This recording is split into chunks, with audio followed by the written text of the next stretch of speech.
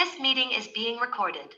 Hello, welcome in. This is the Three Guys Talking Ball podcast, episode 45, the Bob Gibson edition. It's October 13th, 2022 on a Thursday. Got a lot going on here. The Fall Classic is officially kicked off. MLB Playoffs are going on as we record this. It's Atlanta and the Phillies. Yes. Phillies. Atlanta's looking to even up the series here. Michigan took care of Indiana. Iowa is dead. Minnesota's looking to look refreshed after a bye week. NDSU did not do what we said they should do against Indiana State, but they got a win. They got a big one this week. The Vikings looked really good, and then they didn't, but they found a way to win. The Cowboys continue rolling on with the defense with another strong performance beating the Rams. We're going to do our MLB Playoffs Preview. We're going to go back in time and look back on our predictions and see how bad we were. I know mine were not great. And then we're going to preview some Week 5 and Week 6 games in the NFL and college. So, guys, how's it going? How we doing? We're living life. Good. You guys didn't get blown away by the wind today? Not today. No? Yeah, it was ridiculously windy here. A couple of my golf balls got blown in the water because I didn't realize, one, how strong the wind was, and two, I don't know how to swing at a 70% level. So that was fun. But I'm here. I didn't get blown away. The rain did not melt me like the Wicked Witch of the West. So let's get after it. Well, you have a good anchor, Grant. I do. So I got that. I wasn't worried about that. But yeah, it was ridiculously windy. It's that time of the year where the season is it's coming in full effect of really cold in the winter, warms up, or really cold in the morning, warms up in the afternoon. And now it's just been cold these last few days. So the sinuses are all screwed up and humidifying my room. I'm still a little bit stuffed up, but getting better. So hopefully by tomorrow. It's one of those where when you wake up in the morning, are you comfortable in the morning with the long pants and the sweatshirt and hot in the afternoon? Or are you cold in the morning wearing the shorts and maybe just a long sleeve tee, but comfortable in the afternoon? These are the decisions we have to make when we live in Minnesota and North Dakota. Well, that is true in most occasions, but for me, when you live in a cooler most of the day, you're usually just wearing long sleeves the whole time anyways. But That's fair. Well, we'll get into the meat and potatoes of the podcast here. Michigan took care of Indiana, like I said, 31-10, shook off a little bit of a shaky first half, and some scary moment that happened is when their running backs coach and run game coordinator Mike Hart collapsed on the field. He had a seizure. You could definitely tell the team was shook up, and it felt like the way that first half was going is just get to the locker room, regroup, take a deep breath. Sounds like Mike Hart was able to FaceTime the team at halftime and said, go win it for me. And they answered. They came out strong. Defense shut them out in the second half, 21-0. J.J. McCarthy threw his first interception, but after that, he went 10 for 10 with, I think it was like 167 yards, 2 touchdowns. He had his first 300-yard game. Ronnie Bell continues to pick up where he left off after he was hurt, having another strong game, 11 receptions, 121 yards. Cornelius Johnson had a big game, 2 touchdowns, 58 yards. Luke Schoonmaker, he was the leader with receptions, 9 catches, 67 yards, also caught a touchdown. And Corum, another strong game, 25 carries, 120 some yards. I think it was 125 yards and a touchdown. And defensively, Indiana moved the ball well. They got Michigan's special teams came up big with a blocked field goal right before the end of the half. The tempo that Indiana ran definitely gave them some trouble, but they made some good adjustments in the second half, and they outgained Indiana 100. They held Indiana to 29 yards in the second half and minus 12 in the fourth quarter. Not a bad day at the office, but a win. They got a win. They're gonna have another big one this week. Because it's Penn State in the Big House this week, right? So they're on big noon, right? Yep, 4th straight week. So when isn't Michigan on Big Noon? For the love of God! I mean, this is almost next ridiculous. week. Next week for sure, That's right. because they have a 'Cause bye. Are they? They Oh, have a so they're not, bye, and then they play Michigan State. And it sounds like that's going to be a night game, but I don't know. They haven't. I'm sure it'll come out next week at some point because that's usually what it is. Well, this But- is just me. But if I'm Klatt and Gus Johnson and this crew, I get it. Michigan's one of the best teams in the Big Ten. But at what point do they want to see some other teams play? It's like we work for the University of Michigan media team. We work for Fox. I want to see some other teams play here. Well, It's not I like this is think. like the Big Ten network. This is nationwide, Yeah, exactly. Well, I think. It sounds like next week it's going to be Iowa, Ohio State on Big Noon. Which is also Yeah, they awful. play at 11. Yeah, they're going to get absolutely shit stomped. Sorry, Why man. would Fox want to put that out there for people to watch? That's just ridiculous. And you know what? The The Big 20. O. Well, yeah, I know I'm being facetious here, but it's like Jesus Christ, Big it's gonna be a savaging. Throw the damn towel. You're not telling me Ohio State's not gonna want revenge on their mind, because Ryan Day was on that staff when they got shitstormed 55, 24, and 17. Which was incredible, by the way. It was delicious to watch, and I remember watching that game thinking, hey, I could have been there with Dylan, but he goes, the only time I'm going to see Ohio State play is if they play Michigan. So we get our hearts broken by Penn State earlier that year. What a shame. Yeah. Well, and the 29th, I bet you it could be Ohio State, Penn State. Oh, probably, since that's Yeah. not the Yeah. And then week 9, I don't know what's in the Big 12. nothing. There's a couple of potential. Oklahoma State, Kansas State. That could be a big noon game. Could be for the Big 12 regular season title. Could be, or whoever goes to Dallas. Yeah. Well, yeah, It could be a rematch. because I guess they don't have that regular season title anymore. Yeah. But like I said, Michigan, 31-10 win. Defense, 7 sacks, 10 TFLs. Another strong showing. They're going to need that this week, which we'll get into a little bit later.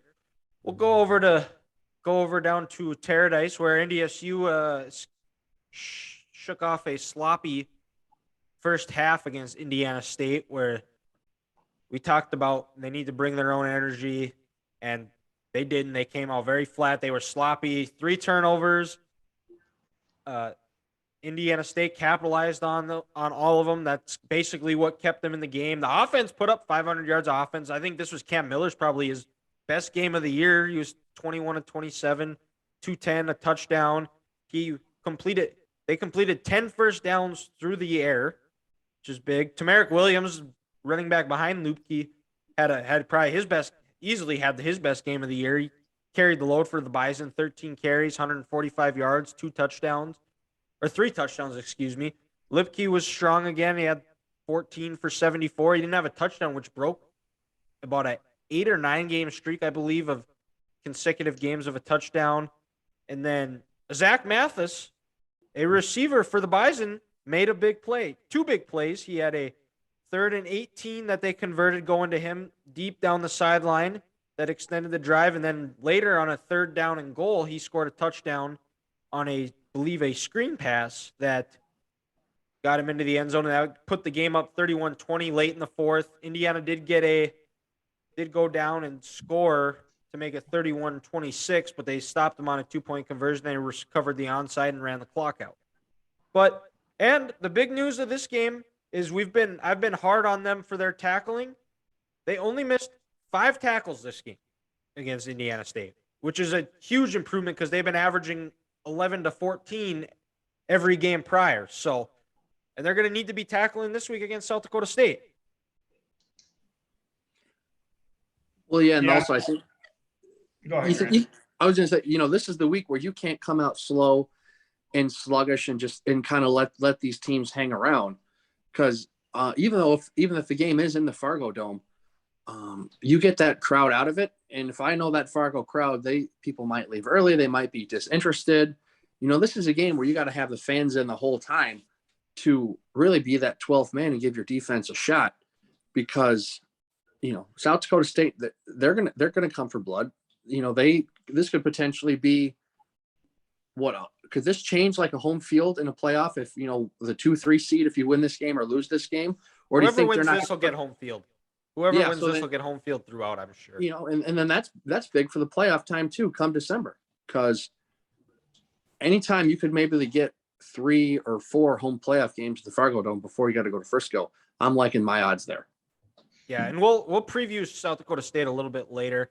Grant, do you want to discuss Iowa's 6-9 nice loss against Illinois? Well, there's really nothing to talk about, guys, because like I told you, after the first quarter or early into the second quarter, I turned that game off.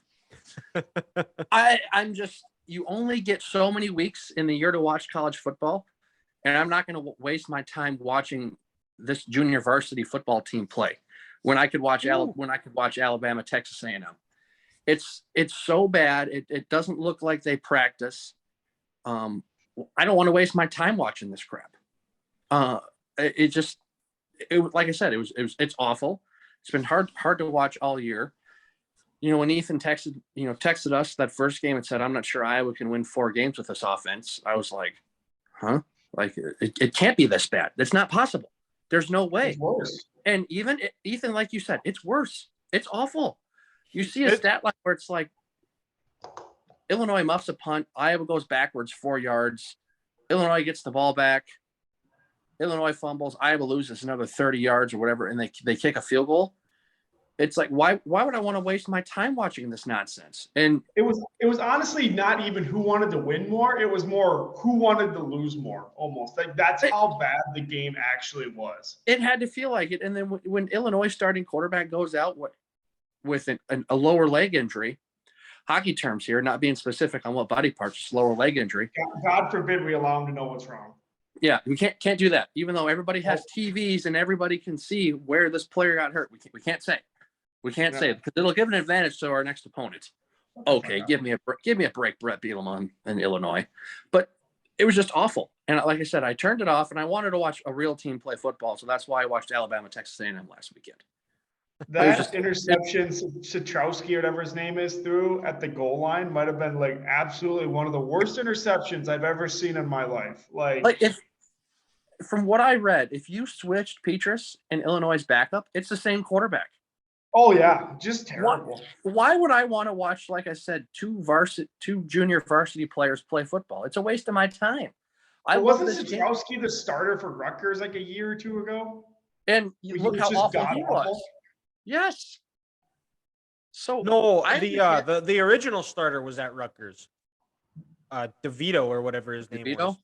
Yeah, he was at Rutgers. Pulse at least. And like I said, guys, I love this game too much. I only get 13 regular season weeks to watch college football in this calendar year, and I don't want to watch that. Yeah. So and I'm glad they're not playing this weekend. And against Ohio State, not going to turn that on. I mean, I'll follow my phone, and if it gets interesting, into the third or fourth quarter where it's an actual game, sure, I'll watch it. But as we're talking, Iowa went for a 3 and out. And Marvin Harrison had another 2 touchdowns. I don't know what to tell you. But actually, though, like you should have to start questioning if I was even going to make a bowl game at this point. No. 3 more wins is hard. No. Ethan, you have to question if they can win more than 4 games. Yeah. Because when I was looking at their schedule, boys, I shit you not here, I see maybe 1 win, and that's Northwestern. Yeah. That's not an easy game either. No. Absolutely not. Luckily, that game's in Iowa City. But still, like, can Iowa beat Purdue? No, because Charlie Jones is going to come out with bad intentions that day. Ohio State. Just laughs. They're not beating those guys. Can they beat Purdue? I already said Purdue. I don't think so. I don't think they can beat Wisconsin because they look juiced and like full of energy, rejuvenated with Jim Leonard. And also that Wisconsin defense has given Iowa trouble these last 5 years where they play that 34 front. Logan Jones is the worst center in college football. Jeez, but it's not his fault. The poor kid was playing defensive tackle in the spring, and Iowa goes, we need a center. Let's move this guy over here. Oh, what could go bad here? That's such a Brian Ferentz special. He's such an asshole. I hate Brian Ferentz. He's just such a prick. He thinks he's cool. because of the last name and, oh, look at the haircut I have. And it's like, no, you suck. Just get out of the way. Best So they're not QB being coach in the country. and he pulls an offensive lineman. That shit pisses me off. I'm getting way more mad than I wanted to today, guys, but it's okay. Yeah, this is the Three Guys Talking Ball podcast, not a therapy session for you. I don't give a shit. Which I think this is actually good. This is giving us some good content. They're going to get destroyed. They're going to get destroyed. Iowa, let it out. They're going to be destroyed by Minnesota. Thank God I'll be in Oklahoma watching Bedlam that day, because that is going to be like 2014. It's going to be a savaging. And you know what? At the end of that game, I hope PJ Fleck does this. I hope they're up 51-0, and he goes, well, we're going to leave the timeouts here. And take Floyd with us. I hope he pulls the reverse card, Uno style, on old Kirky Bear, and then Nebraska. They're not going to be able to beat Nebraska because Nebraska's going to score some points. That's in Nebraska, right? No, it's in Iowa City. That's in Iowa City. Okay. Yeah, they actually have a capable offense. I mean, yeah, the offense has a pulse, and I would say Iowa's offense has a shot against Nebraska's defense, but Iowa's offense hasn't moved since last year against Penn State. They're awful. It's just embarrassing. And I know I'm going sideways here, but this is fantastic, and I feel great doing this. So, Dylan, you are right. I did need to do this because this team fucking sucks. I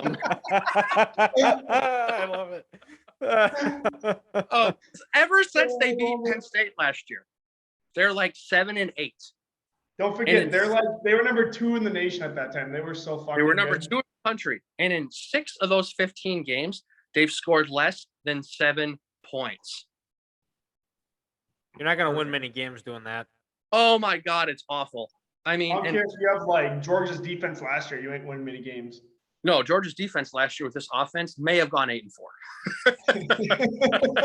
True. But and then you guys, you know me. I try to put the emotions aside when I assess my teams. Be real and be logistical about this. Well, you know what? I didn't do that. My head was stuck in fairyland for some reason, which is just ridiculous. If I would have paid attention with how bad this offense was since the middle of last year, like this weekend coming up is the weekend when they played Purdue. And, I was in Austin last year seeing, in Texas for that weekend, and they scored 7 points then. And after that, they barely beat Northwestern. They got a couple lucky breaks where the Gophers decided not to tackle people or let Charlie Jones run by him in that game. Yeah. Nebraska gave that game away. It was 21-7 going in the fourth quarter, and they decided we're going to let Iowa block a punt and do all this other shit. And then, the absolutely debacle in Indianapolis last year. 3 points, baby. Let's go. I didn't think it was that bad of a debacle. Why was it a debacle? Michigan won. I thoroughly enjoyed it. It was an absolute savaging. So yeah, they suck. Rant over. I think the season's done for Iowa. Okay, well, we'll move over to some happier times that happened on Sunday. The Vikings got a 29-22 win. Wow, I can't talk words. The year is 2022. It is. I don't know. Maybe my sinuses is affecting my brain, but there's not much there to affect anyways. But I'm gonna put the Dylan line on Dylan. Turn your brain on, dude. It's true. It's trying. Down. Cold does that to me.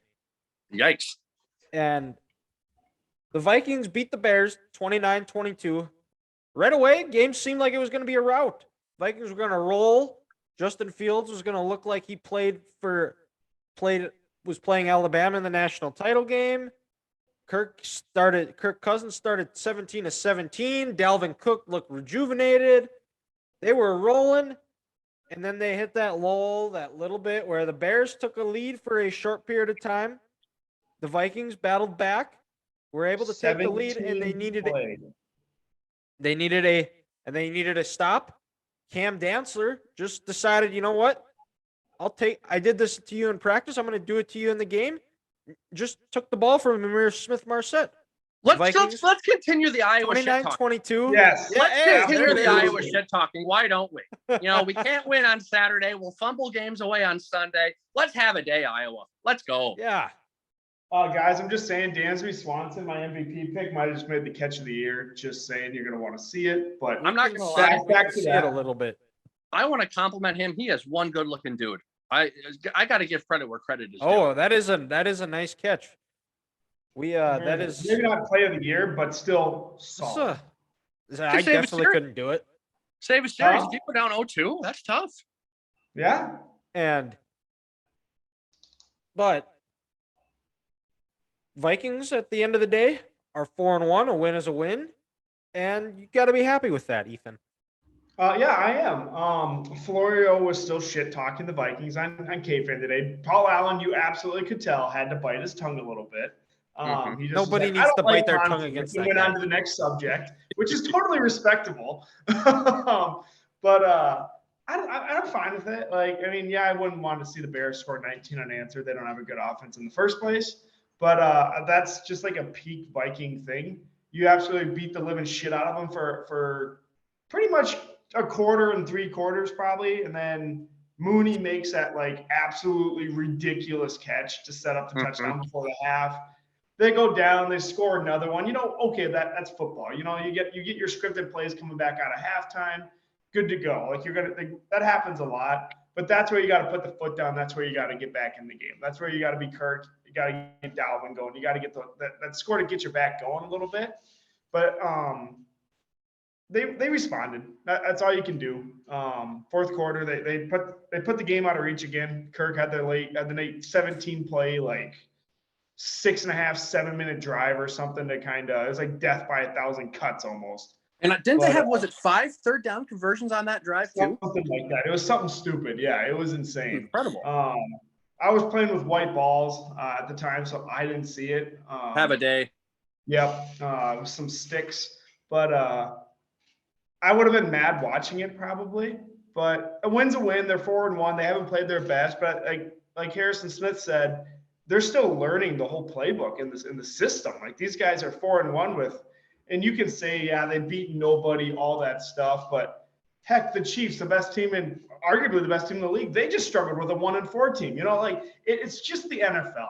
Like there's gonna be all these guys are just. There's not much of a difference anywhere. I don't care if you're the Saints who are down 2 players. Like if you can scheme well, you have good coaching. Like you can beat a lot of these teams. It's not like it's that big a gap every week. Well, and I will say this is a game. And even the last 2, for that matter, those against the win against the Saints and the Bears, they lose absolutely for sure. They find ways to give it away, but they regroup, they battle. It's not a question. And Greg Joseph missed a couple of kicks, but they found a way to gut it out and get a win, and that's all you have to do in this league is just find ways to win, get to that last month with a shot at the playoffs, and see what happens. And then go back absolutely a realistic shot at 7-1. Go back to week 3, the Lions game, 14-0, 24-14. This team's been down, or they haven't had things go their way, and they're not quitting. Yeah, they're finding ways to win this game. Like Kirk Ferentz said, this isn't gymnastics. No style points are needed in football. Did I score more points than my opponent? Boom. End of story. Period. Game over. Yeah. But there's a realistic shot. Vikings go 7-1 into that Bills game. Because you got Skylar Thompson. Skylar Thompson starting for rookie out of Kansas State. Weekend. Yeah. Talk about deer in the headlights. Then you get your bye, get healthy, get everyone going. Cardinals coming out of that at home. We know how terrible their defense is. And then you go on the road to Washington versus the fighting Carson Wentz's who love to turn the ball over. So, I mean, there's a very big opportunity for 7-1 right here. How excited are you guys for that game tonight? Bears Commanders. I am not looking forward to that at all. It's going to be awful. I'm not what would you rather watch, Grant? Oh, God, don't go. Iowa, South Dakota State, 2014 Michigan. Actually, the 2022 Iowa Hawkeyes offense, 2014 Michigan Northwestern, or this game on Thursday night, Bears Commanders. Oh, they are all awful because not only do they send football back to the 1850s. You have to pick, though. They send civilization back to before refrigeration and when we were putting salt on our meat. That's how awful all 3 of these games are. But no, in all seriousness, I would still pick this Thursday night game because I've wasted my time watching Iowa this year. It's awful. I don't want to do it. And that Michigan Northwestern game, You forget, Dylan. I sat at TCF that day and I watched the Gophers obliterate Iowa 51-14. And it was such bullshit at the end of that game. Kirk didn't want to go home with his feelings hurt, so he took a timeout with 3 seconds left to score a touchdown. And it's like, that's not going to change anything, dude, except the fact that you got your ass kicked and just go home. So I was cold and miserable. And then I see Northwestern go for 2 or go for a win, and they didn't block Frank Clark. Who would have thought that was the last game he'd play in a Wolverine uniform? Yep, you're right. Yep, that's true. You know, in Northwestern, they don't mow their grass. Brady Hoke was still on the sideline. And when a head coach doesn't wear a headset, that upsets me. How do you communicate with your other coaches? Michigan was wearing Adidas at that time. Schools who wear Adidas are just horrible institutions. Texas A&M and Miami, by the way. So I'm gonna stick with the pros, and at least give a Ron Rivera coach team a chance. And the Bears, they're at least fighting and they're trying to be in all these games. So give me the pros. All right. Well, and the one thing I will say is we can retire the Michigan Northwestern game talk, and we can just bring up the 2022 Iowa Hawkeyes, and it's basically every game. We could go game 1 Iowa South Dakota State, game 2 Iowa State, this game Iowa Illinois. You could do a lot. We're gonna have a few more. I bet you Iowa Northwestern's gonna take Michigan Northwestern to the woodshed. Oh, it's gonna be so. Aren't you just getting excited listening to these games? Guys, there might be 115 yards of offense combined in that game. Oh.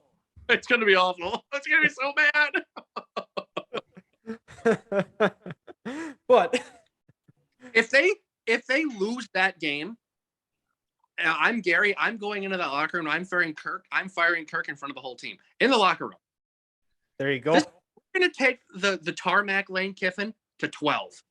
We're going to fire him in the locker room right after the game. In front of everybody? In front of everybody. That's taking it to another level of over Herm Edwards, even. I know.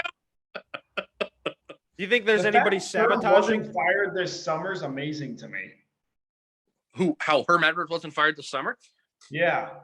Oh, yeah, with all the recruiting violations during that COVID. Yeah, had kids on campus during COVID. Like, how do you not fire him right then and there? It's Arizona State. They play by different rules down there.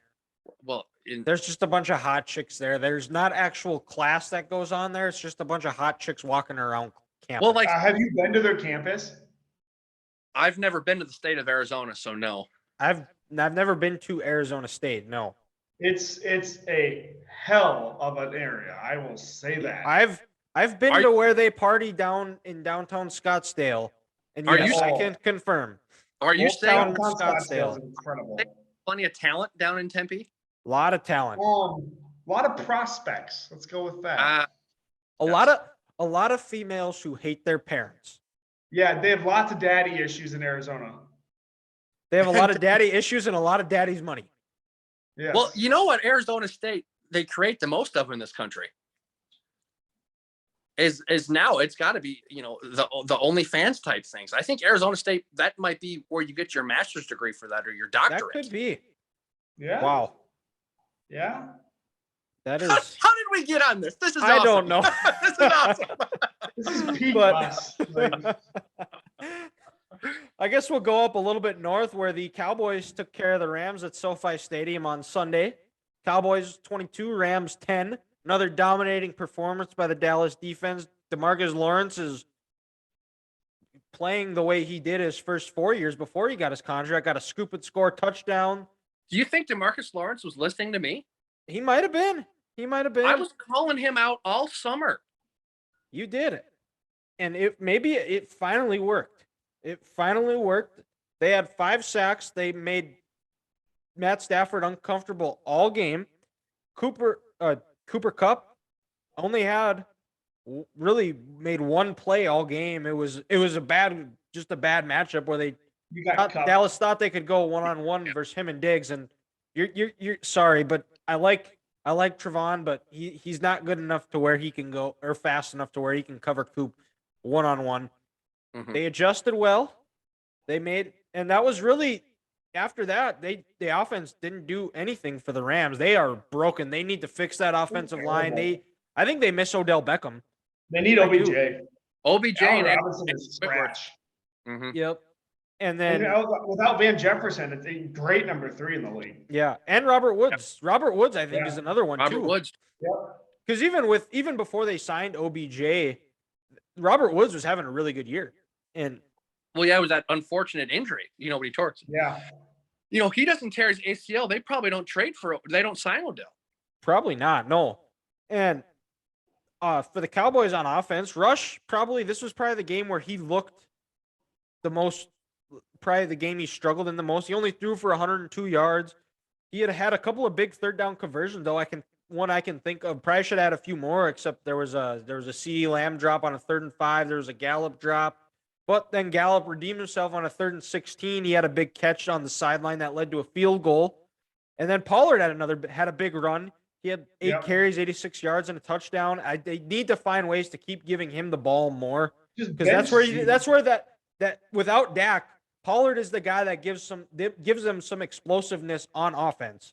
Zeke is going to be 5. If you can get 20 carries out of Zeke, 100 yards, get him about 4 to 5 yards a carry, because he doesn't have the burst that he did when he was a rookie. He's not gonna break off a 50 or 60 yard run anymore. He just doesn't have that to him. But if he can be kind of that power back that can get 4 to 5 yards a carry, and then let Pollard be your explosive guy, that's what that offense needs.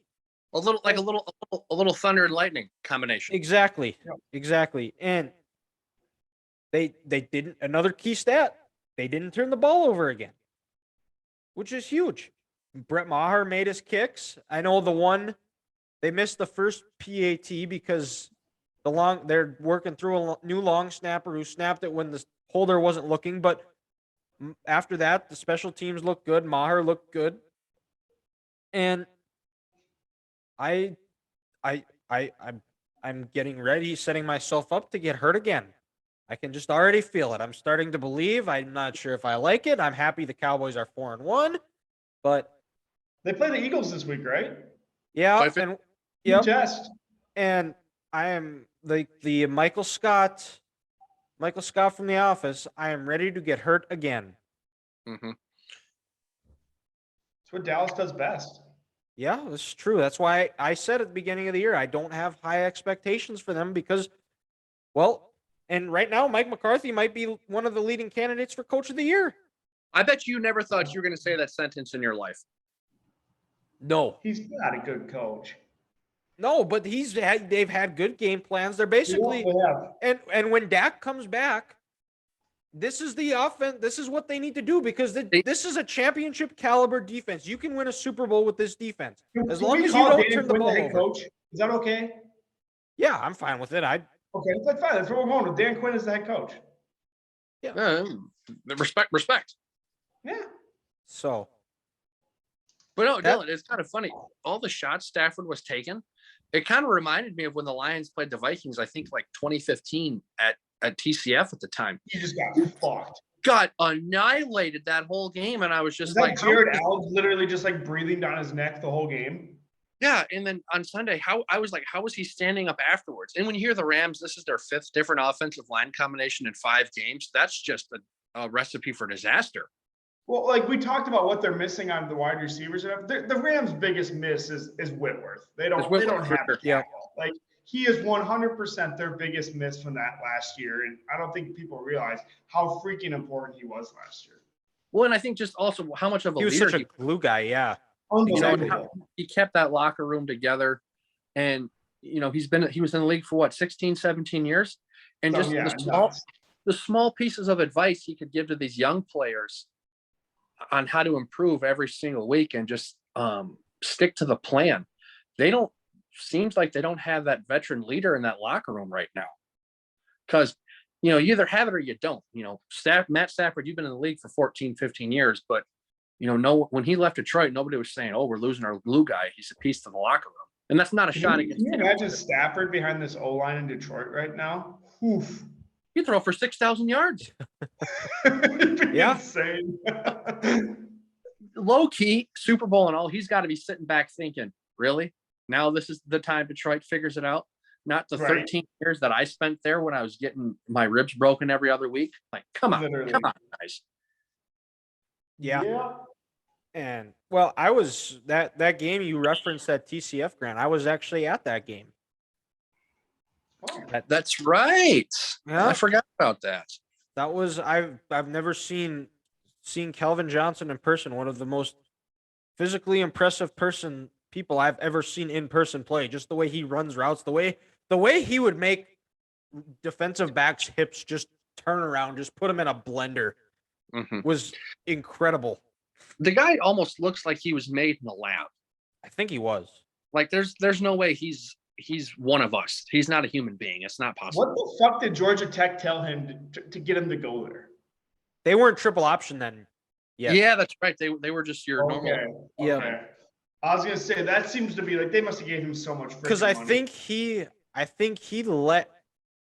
to the NFL and then the next year they went to a triple option. I want to say it was something somewhere around that, or maybe he was there right at the end of it. Okay. I don't think I don't think so. But we'll discuss Calvin Johnson's triple option if he played it on a different show. But we'll talk about the Monday night game. Chiefs 30, Raiders 29. And this game, the Chiefs came out to a slow, groggy start. They got down 17-0 right out of the gate. The Raiders were clicking on all cylinders. Then the Chiefs go down, score. Travis Kelce scored one of his 4 touchdowns, which got me a win in fantasy. So thank you, Travis. But the game felt like it flipped on a horrible roughing the passer call on Chris Jones, where he sacked and took the ball away from Derek Carr. And that seemed to get the crowd back into it. The team started playing at a whole other level and just brought a whole new sense of juice. They just started playing with a little more fire, a little more excitement.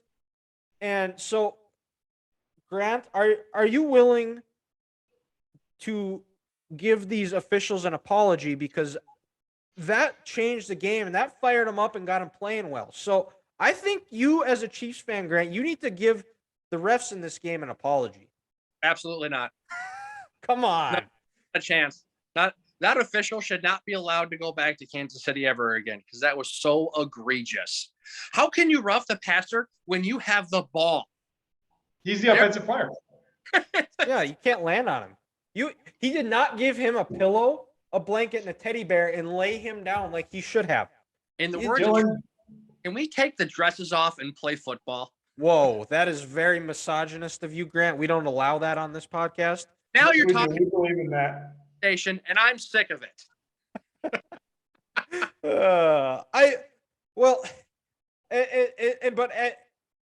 It definitely changed the course of the game, I think, because I think the Raiders got a field goal, and then that somehow it just got the Chiefs offense clicking again. And well, also, you're forgetting this, guys. Last year was 2 absolutely embarrassments that the 2 games in Oakland had against Kansas City last year. Last year, the game in Kansas City, it was 48-9. That's a college game when Alabama's playing Vanderbilt. And then the game in Vegas, I think the Chiefs won like 45-17. So coming into that game, like Ethan said earlier tonight, the talent difference in this league is not big. You get embarrassed twice against this team. You're telling me the Raiders aren't going to come out with a little extra juice? And then, you want to bring the pain right away, which they did. I mean, Max Crosby and Chandler Jones got after it right away. When the Chiefs couldn't block those dudes, that was a long day for that offense. So the Raiders, they came out ready to play, and they were pissed. And then, you're absolutely right, Dylan. That got those fans back into it because that call was so egregious. And at the time, it was 17-7. The Chiefs are thinking, hey, we'll get the ball back, get a touchdown, make it, 17-14. Let's do this. Well, you call the roughing the passer, the Raiders get the ball back. They kick that field goal. It's 20-7. And then it's like, oh boy, is this game almost getting out of hand? But then the Chiefs, they go down, they get that field goal before half. And then, the part was they scored right away coming out of the second. They didn't do what They they won the did. middle 8. Yes. They didn't do what they did last year against Cincinnati in that playoff game that they talk about. You let the Bengals score on that long, 3rd and 25 screenplay, the Tyreek Hill debacle, 3 and out to start the second half. They didn't let that happen. Like you said, they won the middle 8.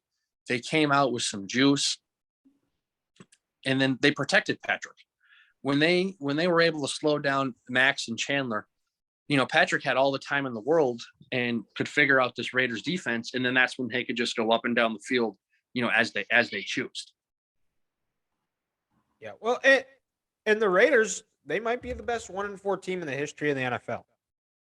Well, their losses are by 6 points or less? They're in every game. I think it's just one of those things with a new head coach. Sometimes you got to learn how to lose before you learn how to win. They're losing these close games. They'll eventually turn into wins. I think Josh McDaniels is a good coach. I think he's learning that he doesn't have Bill Belichick by his side that can help him.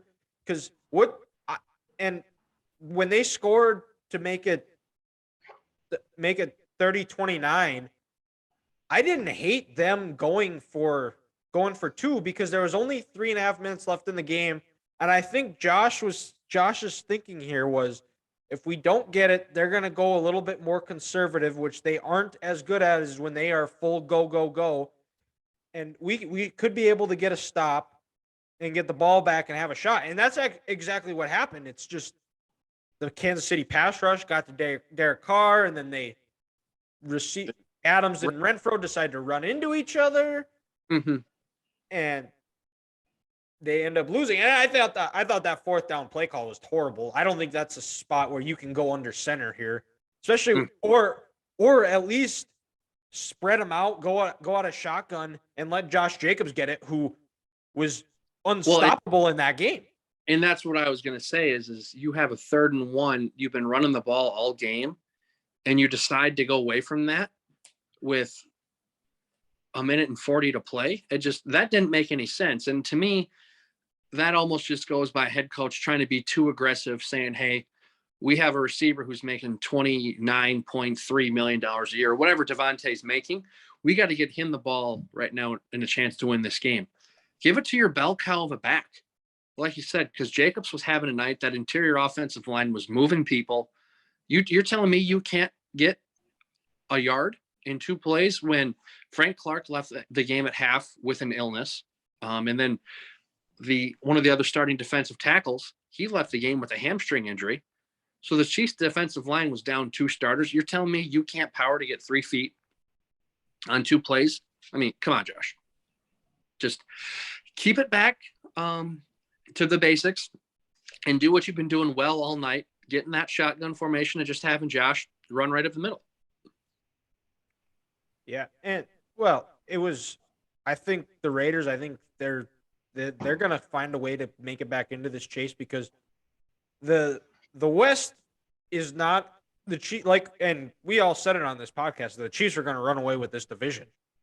There might be 3 other playoff teams, but right now it's not looking at it. They'll be lucky to get 2 at this point, because I don't trust Brandon Staley and the Chargers. He had another bonehead coaching decision by going for it on 4th and 2.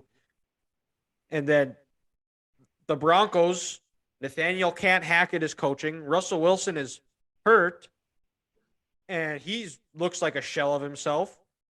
And then the Raiders are 1-4 right now. So the Chiefs will have this locked up by the end of November. They'll clinch it on Thanksgiving weekend, but they have a big one this week, and we'll get to that in a little bit. We'll take a little bit of a break from football, and we'll go over to the MLB. As if you're watching on YouTube, you can see that Ethan is watching the Braves-Phillies game. What's the score there, E? Atlanta just put up a 3 spot. Top 6, bottom 6. Let's go. 2 outs, guy in the corners. So is it 3-0? You said 3-0 Atlanta? 3-0. Yep, Okay. All Nice. right, there you go. And all singles, no homers, no extra base hits, nothing. and Fundamentals win. That's how you win games in October, boys. But fundamentals win in October. And Atlanta, I think they got a little bit of luck because they are not good during day games. I don't know what their record is, but I know it is sub 500. And there magically was a rain delay. That game got pushed back a couple hours to where it's a night game. That the battery at night and you get the tomahawk chop going. It is absolutely electric. It looks incredible. And the Braves are looking. I don't know if Ronald Acuna is going to be playing the rest of the game. He got hit on the hand, Ouch. and it was probably literally 5 minutes, I bet you, that he was like trying to like stay in the game. He did stay in the game. He ran the bases, but as he was running the bases, he did not move his right hand. It was like stuck up against his chest in like a clenched fist form. So Ooh. I don't know if he's going to be going back into the field. So Okay. Well, that's big. And that's big. we're gonna preview our MLB. I was able to dig up my preseason predictions of what I thought was gonna happen. I don't know if you guys did, but I'll go over mine. So for me in the AL, I had the Blue Jays as the 1 seed. They made the playoffs. They did not. Their season is done. They lost to the Mariners in the wild card. The 2 seed, I had the Houston Astros. 3, I had, and winning the Central, I had our Minnesota Twins. God, we're comedians, aren't we, guys? Yeah, they really shit the bed. And then the Rays, who lost to the Guardians, and then the White Sox, who, well, their coach is about as has the mental faculties as Joe Biden does, and then the Seattle Mariners as my last team. Well, and when we did this, we weren't quite sure how the playoffs were going to work this year because I believe there was still a strike going on. But I had the Mariners as the last team in for the AL, and I had the Rays beating the White Sox in the wild card, so they were playing the Blue Jays, and then the Astros playing the Twins. And the Astros beating the Twins, the Blue Jays beating the Rays. And then I had coming out of the American League, I had the Toronto Blue Jays. Well, that did not age well. That aged like playing spoiled. for a World Series. Yeah, that's just true. Well, I was Unfortunately, did not age like fine wine. no, which Ethan is drinking, I bet right now. No. I got some nice Breckenridge bourbon tonight. Oh, okay. Better than us. Yeah. And out of the National League, bottle of wine, it was going to be gone by the morning, so I had to control. coming out of the National League, that's the 1 seed. I had the Los Angeles Dodgers, nailed that one. And then the 2 seed, I had the Braves, nailed that one. And then the 3 seed and winning the NL Central, I had the Milwaukee Brewers, bad. And then the wild cards, I had the St. Louis Cardinals and San Diego Padres, both playoff teams. One's still playing. And then the 6th seed, I had the Mets. And, well, the Mets had a 10.5 game lead and blew it. They went full Mets. And they went full Mets. At least they did win a playoff game. And then the only excitement out of that game was figuring out if Musgrove had a hot sauce on his ears in game 3 of the wild card round. And then, so I had the Cardinals beating the Padres, playing the Dodgers, and then the Braves playing the Brewers. And I had the Dodgers beating the Cardinals and the Brewers beating the Braves. And then coming out of the NL, I had the Dodgers. So in the World Series, I had the Toronto Blue Jays and the LA Dodgers, and the Dodgers winning it. So my World Series pick is still alive. But if you guys remember them, I'll let you guys go. I have no idea. No? To be honest. I know I picked the Twins, and, well, playoff baseball would have been fun. I wanted to see DJ Ski, but unfortunately, we did not get to see that this year. There's always next year. Grant knows how awesome DJ Ski was. Yeah, at that playoff game in 2019 when the Yankees in town, he was getting the crowd hyped up in between innings. And the best part was some just crazy lunatic fan behind us was commenting on how great DJ Skeed was the whole night. And, it was the best part of that game. So normally you don't pay over $150 to hear how awesome a DJ is from a fan a couple rows behind you. But that's Minnesota Twins baseball in the playoffs. So here we are. Nice little memory Ethan and I have there. But well, believe it or not, this guy actually knows Gleyber Torres's mother makes a terrible breakfast, so he said. So that was my biggest takeaway from that game. So that is a Fun Fact Friday on a Thursday, folks. There it is. You're going to be glad you heard that one right there. And so DJ Ski, found his Wikipedia page. He was actually the DJ for Michigan, Ohio State last year, and then he's also going to be the DJ at Michigan Stadium this week when they play Penn State. So they're going to win. Fantastic. Clearly, DJ Speed is. I'm feeling good about it, but we'll go back to baseball. And Grant, do you remember how your predictions played out? So I don't remember like wild card round, divisional round, everything like that, but I do remember my division winners. In the National League, I said the Dodgers would have the West won by August. Cha-ching. I had the Cardinals winning the Central. And then I now know the pain of Jerry Seinfeld. I had the Mets winning. The NL East. So that did not age well. I'm pretty sure I had the Braves as a wild card team. I cannot remember. I think so. That sounds right. And then I maybe threw in the Giants there too. So again, living off last year's success. How stupid am I? Every other year though, so I get it. And it was an even year. But to your point, it was last year, so I should have known next year with the Giants. In the American League, I had the White Sox winning the Central. Tony La Russa apparently could not put the brown bag down and had too much liquor this year, ran that team into the ground. I said the Astros would win the West, got that one right. And just because I despise the Yankees so much, I said the Rays would win the NL East. Well, they were a wild card team, so I feel somewhat good about that. But in the World Series, I think I had the Rays and Dodgers in a rematch of the 2020 series. And again, since I can't stand anything to do with the state of California, I had the Rays beating the Dodgers. So put a fork in me and consider me cooked on my baseball predictions this year. But now I can sit back and just watch as a fan and not have to worry about if this team will let me down again. So were you did you go to Milwaukee and did you get run into Jeff Dahmer? Is that what you're saying by putting a fork in you and get cooked? Oh no. I will never go to Milwaukee because it has to be the worst city in the union. And that's a step up. You've changed from calling Houston that, so that is good. He forgot about Houston. Well, he's never been there either. He can't say it. He can't speak on it. I'm the only one here who has. I don't want that concrete jungle in Southeast Texas. It sounds hot and miserable. Fair. There's nothing that goes on there besides NASA, and God knows I'm not even smart enough to get in their parking lot, so I don't want to have my feelings hurt. But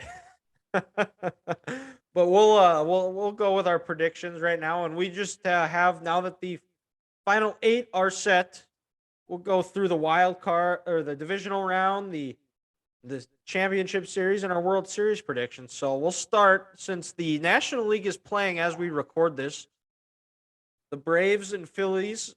I have the Braves beating the Phillies in 5 games. I think this is going to be a back and forth affair. These are two teams that are familiar with each other.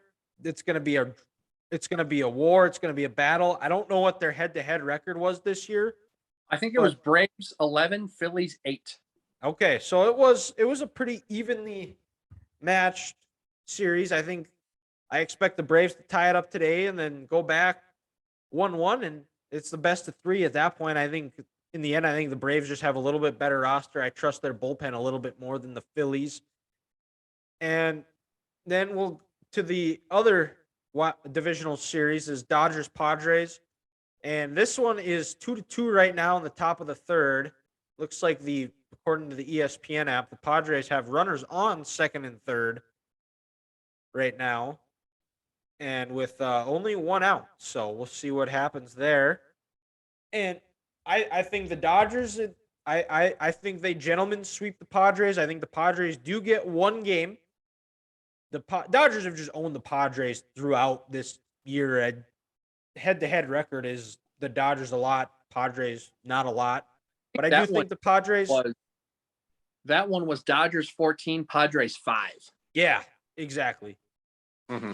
And there's just too much talent on that roster for the Dodgers, and they've been playing together forever. The big question with the Dodgers is who's going to be their closer, because Craig Kimbrell was left off the divisional series roster, and it wasn't because he was late or anything. It was just because he's just been bad this last month. I don't know. He's blowing a lot of saves. So that's definitely a question mark. That's not something that you want to have a question mark going into October, but I think the Dodgers are good enough to overcome.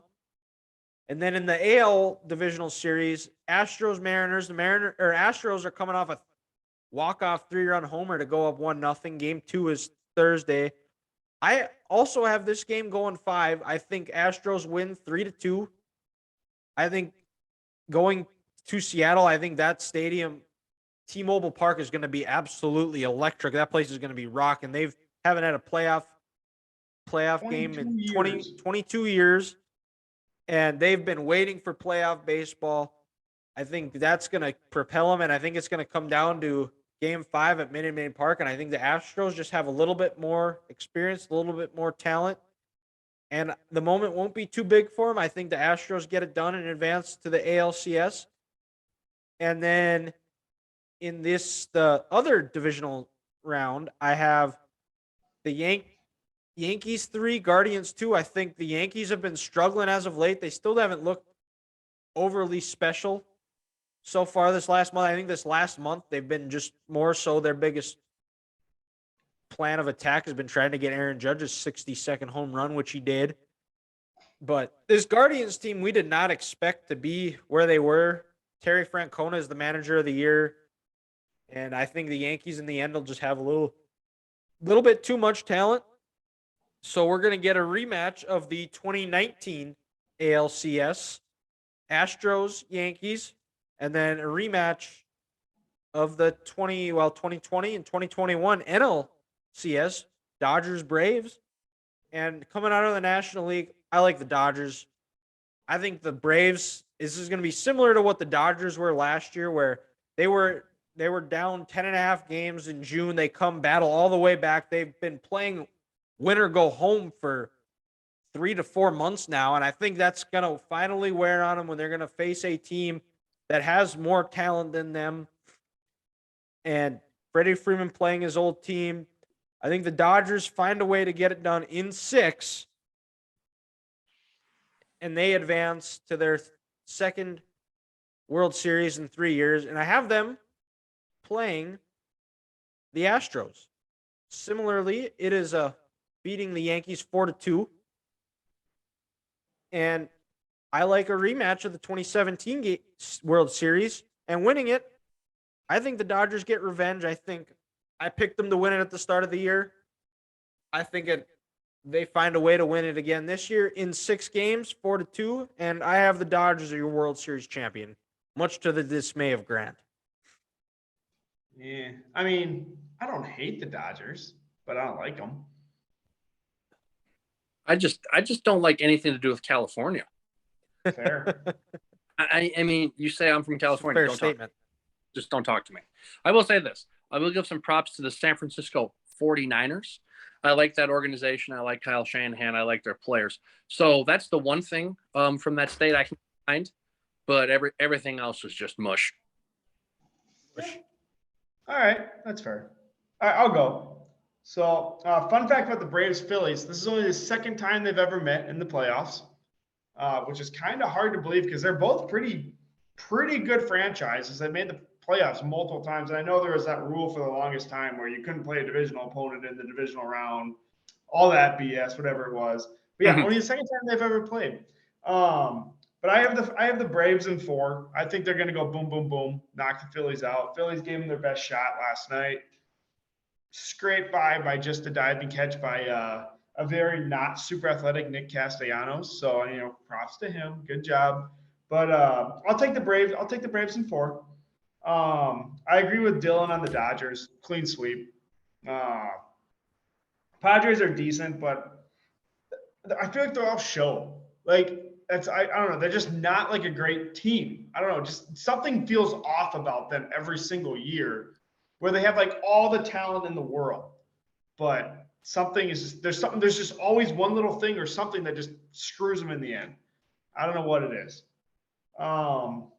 Over to the AL, I want to pick the Mariners as much as I super bad. Like I've been a big advocate for them. I talked to you guys about Ty France, Julio Rodriguez. Like honestly, he is a freaking animal. He is so good as in first year in the league. Like should be runaway rookie of the year.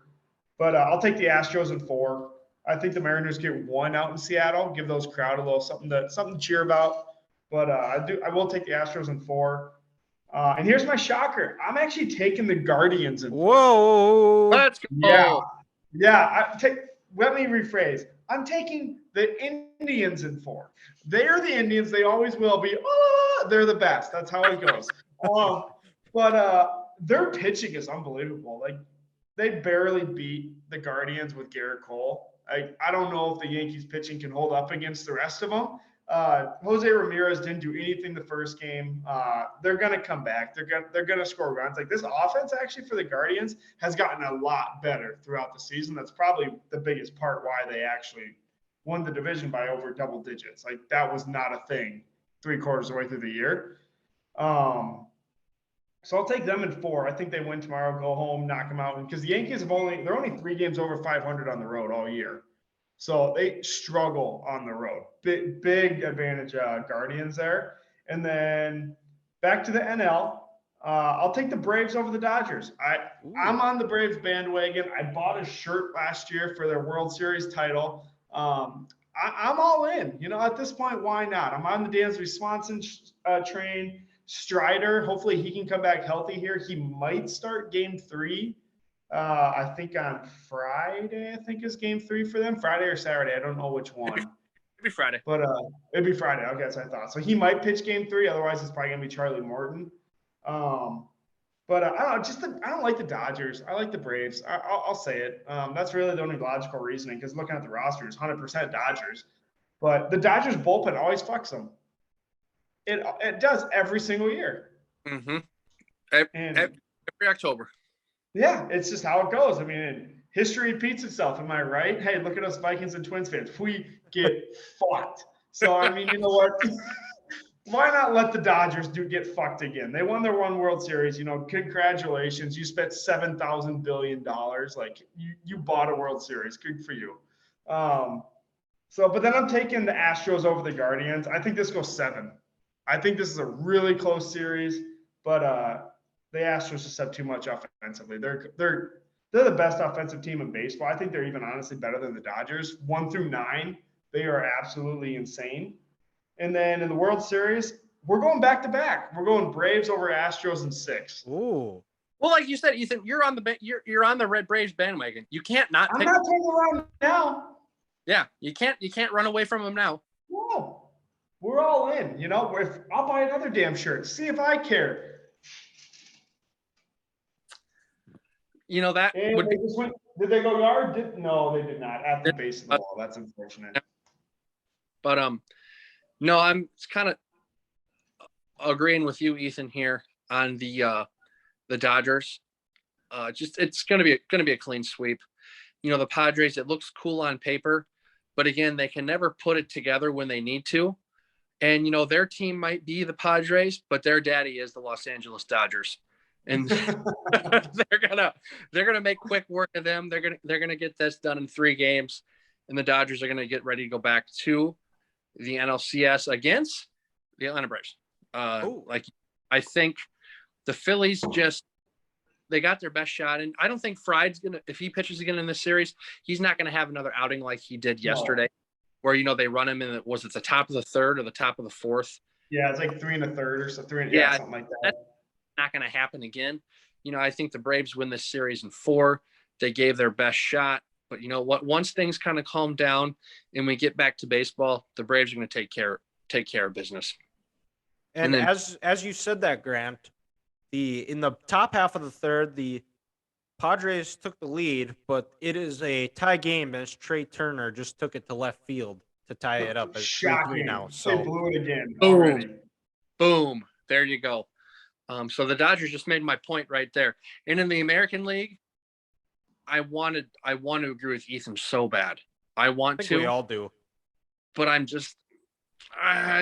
don't know. I'm going to take the Yankees in 5. I don't trust that pitching. I just don't. And I'm with you, but the problem is they play in that softball little league ballpark. And then I think a game 5, the Yankees bats might come alive for this because let's be honest, their season is going to end when they play the Houston Astros in the LCS. And I'll give the people of Seattle some credit. That stadium is going to be electric, but I think they had their best shot yesterday. They blew it. 100%. And they blew it. I think Houston, they're going to sit back and say, okay, that was cute. They came out, they gave us a test early, but we're the bullies of this league, and the Astros are going to sweep them. So kind of just like the Twins, whenever they played the Yankees, if you don't jump on them early, I just feel like something bad's going to happen for Seattle, and the Astros are going to get a sweep there. And then, the LCS is the Braves. It's a good story. They can go back to back, but I think the Freddie Freeman thing is it's too much. He's going to take the Dodgers back to the World Series. And then, like I said last week, I'll say it again, death taxes and the Astros beating the Yankees 4-2 in the LCS. So we get a rematch of that 2017 series. But the Astros pull it off this time. And I feel good for Dusty Baker because he finally gets his first World Series as a manager. And, sure, they were banging trash cans in Houston in 2017, but I'm over that now because guess what? It's 5 years ago. Move on. They're just a good baseball team. They're better than They've made it to 2 World Series since then, looking like they could make it to a 3rd. Yeah, they're just this better might be their best team yet. That's kind of crazy to think. Yeah, exactly. And the Astros, they get this World Series, and good for Dusty Baker for finally winning one as a manager. Well, and the other part too with the Astros, they develop themselves. They're not like the Dodgers that go and buy one. The Dodgers have developed a good number of those guys, though. Bellinger, Kershaw. Let's see here, Justin Turner, Max Muncy. I mean, there's a strong nucleus of Dodgers that grew up. Name a guy Houston's bought outside of Verlander. Well, you have to. I would love for the Twins to go out and buy if they're able to. I mean, it's at the end of the day, they won a World Series. But it's multiple. It's Freddie Freeman. It's Trey Turner. They traded for Scherzer. All these guys, a third of their lineup they traded for. That's my biggest thing. You can say they developed certain guys, and they did, but honestly, Bellinger is not the same player he was 3 years ago. He's absolutely pretty much ass right now. He's not good. But Freeman's the lifeblood of that team right now. He's their best player. Freeman, Turner, yeah. But they have a strong culture. Most of those guys, even the Yankees throughout when they were in the early 2000s, I mean, yeah, they went out and bought a lot of guys, but they had guys that came up through that farm system, Jeter, Posada, Rivera, that were the clear-cut leaders of that team and bought into the culture.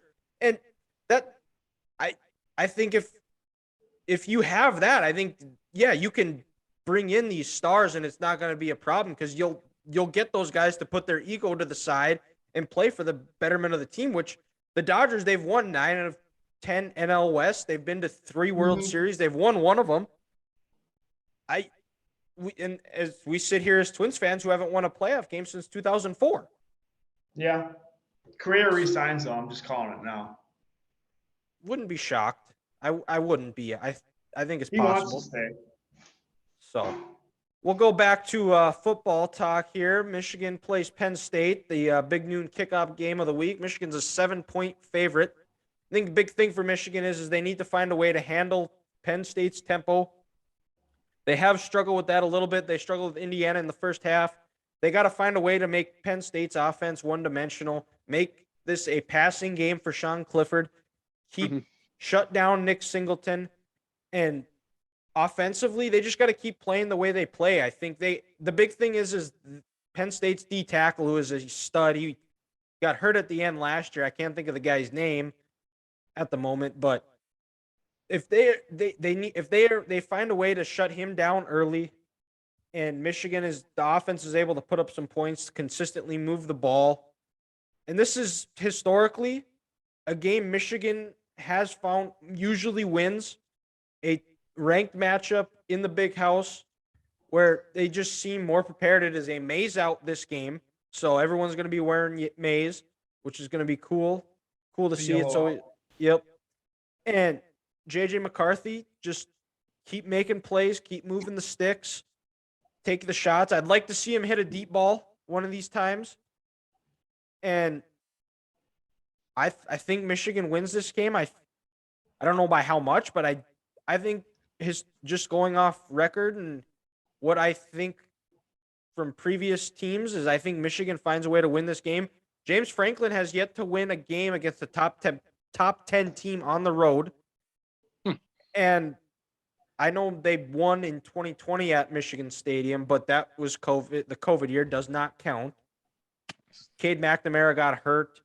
Just a weird year. And Michigan won on the road last year.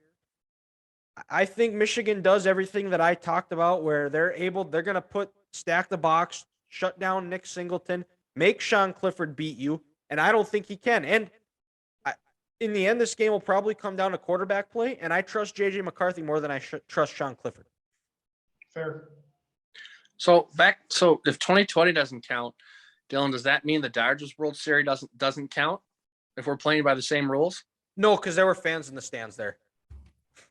And we're not talking baseball anymore. We're talking college football, Grant, so don't change the subject. Shut up. You're moving the goalpost. You are. You are. You are ridiculous, sir. But no, I agree with you. I trust Michigan's offense to be more balanced than what Penn State's is. Because when I need Sean Clifford to make a play, I don't think he's going to be able to. I trust J.J. McCarthy to make a play. And like you said, Dylan, over these last couple of weeks, this Michigan pass rush is getting better and better and better. And they're at home. A big game like that, I think this is an opportunity for them to kind of say, hey, look at the horses we lost last year. That's okay. We're here to dominate this year. So I think this is kind of a moment for Michigan's defense to say, look at all that talent we lost last year, but we're here to play this year, and don't forget about us, because everybody wants to talk about our awesome running game and this 5-star quarterback that we have that has so much potential. But no one's talking about this Michigan defense. And I think this could be a game when they do that, where people are like, this unit's pretty good. Maybe that can take them far this year. So it'll be an interesting game. It's always a good game when these two teams, go at it. But also, you don't trust James Franklin on the road. Penn State does not win a lot of good road games since he's been there. No. I'm sorry, Yeah. Penn State. Yeah. I said Michigan State, but Penn State. I think their best one was last year in week 1 against Wisconsin when they won in Camp Randall. That's probably his best road win to date, because I can't think of any other one. Because, when they played Minnesota in 19. Lost. Yep, loss. And the last time Michigan played Penn State in the stand was in 2018 with fans in the stands. That game was over at halftime. Yeah, Michigan ball raced them that day, right? Yep. And then the time before that, it was also a 49-10 game. Mm-hmm. So we'll go over to state that Grant and Ethan live in. Minnesota takes on the Fighting Illini, coming off a big win, 9-6 against Grant's Iowa Hawkeyes. That's games at also at 10 a.m. on Big Ten Network. Gophers are 6.5-point favorites here. Ethan, I know you're a little bit nervous facing an old foe on the other sideline of a guy you haven't beaten yet. How you feeling about this Illinois matchup? Honestly, I'm not too concerned. I think we covered relatively easily. One, I don't think they're gonna have the quarterback. DeVito, I don't think is gonna play. Strachowski, whatever the hell his name is, he's basically Spencer Petras in a different uniform. He's just freaking putrid. And Chase Brown's great, but they also lost a lineman. I'm pretty sure that is not going to be playing this week, at least one. So I think they're down like 4 starters on offense. But even then, even PJ Fleck said on the radio today or yesterday almost, no, it was today. Almost all of the only reason they lost was basically shooting themselves in the foot.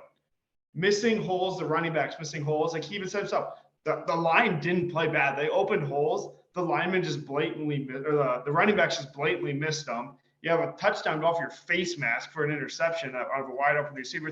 It's just stupid stuff like that. You don't shoot yourself in the foot this game. This is a game you should win relatively easily. Like don't get me wrong, Illinois' defense is solid, but they've gave up over 300 passing yards to Indiana. They've given up over 200 passing yards to multiple other teams. They have some good linemen. I'll give them credit on that. But there's nothing outstanding about this team that if you want to win the West, you want to go to these big New Year's Six Bowls. This shouldn't be a game you lose. This should be a game you are favored in. If they don't shoot themselves in the foot versus Purdue, they're probably at minimum a 10-point favorite going into this game. I would agree with you, yeah. And they're also coming off a bye, so they've had 2 weeks to prepare for these guys. Yeah. Well, and also Mo will be back. Mo's back, and I'm not worried. I'm literally I was kind of worried going into the Purdue game just because I knew Mo probably wasn't going to play because he got banged up in the fourth quarter versus Michigan State. But it's still a game they should have won. I would not be surprised if Minnesota blows them out of the water, to be honest with you. And you can call me a homer all you want, but Wisconsin sucked when Illinois beat them. We can both say that. That's not the same Wisconsin team that we're going to see the rest of the year. They're motivated, they're ready to go. That team was pretty much begging to fire their coach. Is basically what their performance on the field said. They were lifeless. They were lifeless. They were terrible. They didn't want to be there. Almost is basically what I got out of that game. And they only scored 9 points versus Iowa. And honestly, Chase Brown's the only thing they have. Their receiver's cool, make one great catch over Boston Iowa corner, and they went down and broke his fucking collarbone. Congratulations, bud. You made one play. Nothing on their offense scares me outside of Chase Brown. And with how athletic our linebackers and just our secondary is, I don't expect him to have that great of a game. Well, and then also, unlike Iowa last week, Minnesota will capitalize on these Illinois turnovers and blocked field goals. Exactly. They are not going to kick field goals. I think we're confident in saying they're going to score touchdowns. And then Stinkowski, or however you say his name, he's forced to win you games. And then also, since Iowa's offense, like I said, is a 9th grade level offense in high school, they couldn't move the ball, and they couldn't make Illinois throw the ball. And that's why they had on the stat line, I think I saw over 35 or over 50 carries as a team. Yeah. They don't trust their quarterback, and they weren't scared that Iowa could score. So they knew they could stick to the run game. But if you just get up 10 points on these guys, this game's over. Because they're gonna have to run trick plays in order to win this game. Fake punts, fake field goal, something. They're gonna have to have Tanner Morgan and the Gophers offense turn the ball over. Exactly. Who knows? Block a kick. You're gonna have to do everything like that, because I'm with you, Ethan. I'm not high on this Illinois team. People are like, oh, they're the fact that they're ranked over Purdue is such horseshit. That's just terrible. That's people not watching football. They're looking at records and see, oh, they beat Wisconsin 44-10. Without looking, Wisconsin's basically Colorado State in a red fucking uniform. We're talking about the same people who didn't want to rank Kansas at all. Yeah. Are you saying that writers don't watch college football? No, they're terrible. The polls are useless. It's so stupid. Well, and then guys, the SEC team's 3-3. Oh, we're gonna put them at 5. Fuck it. Was 25 last week amazes me, because I've seen glimpses of their first 5 games, and they're not a good football team. Tennessee literally just absolutely just raped them on live television. But like I was saying earlier, wins in college football are inflated. People are like, Illinois, they're 5, they're a good team. Bielema's got this thing going. No, they're not. They've beaten Chattanooga, Wyoming, a bad Wisconsin team, an awful Iowa team, and some other slappy. It's they played a middle-of-the-road Big Ten team in Indiana, and you lose by 3 points. I wouldn't even call them middle of the road. They're not good. They're not good. Yeah, so it's give me a break. To Dylan's point, when you look at Kansas is a good team. They actually score points. Yeah. And they've won on the road again. and they've won at tough on the places road. to play. Absolutely. And, they only lost by 7 last week to a TCU team with their backup quarterback. That's a Who's legit. also undefeated. Exactly. That's a legit team. So I'm with Ethan. I think this game could be ugly in Champaign because the Gophers are going to do what I said teams should do to the Gophers. You're going to put 7, 8 guys in the box. You're going to play single high safety. You're going to shut Chase Brown down. You're going to make this backup quarterback beat you in the air. And he's not going to do it. And he's going to throw it to the Gophers probably at least twice. Yeah. So you're saying bet Gophers 6.5. Got it. Lock it I would up. hammer You it. heard that first. Heard it here first. And I need a good week because I did not have a good week last week. Like what is it Seth Davis for March Madness? That's a Sharpie prediction. That's a Sharpie prediction. Okay. That's a Sharpie prediction. All right. Well, and we're not going to discuss Iowa because they are on a bye, so they're going to score as many touchdowns as if they were playing. Thank And we'll God. go Them. They suck. God, this is like low-hanging fruit at this point. But I have to get those in. I'm all for it. And it'd be a lot more fun if you got like offended and mad about it, but you just, yeah, we suck. Yeah, we're awful. Let's move on. Yeah, but we'll go down to the FCS and the game of the week here that's happening in Fargo at 1:30 on ESPN Plus and WDAY if you are in the state of North Dakota. This is the first 1-2 matchup in Fargo Dome history. Little fun fact for you guys there.